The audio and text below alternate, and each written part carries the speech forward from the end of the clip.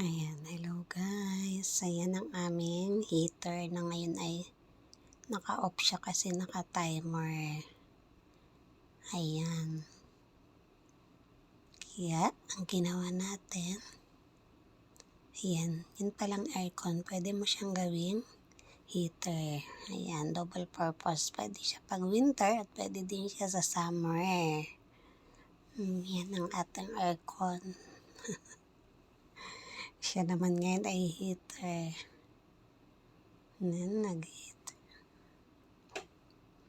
Ayan ayan na siya.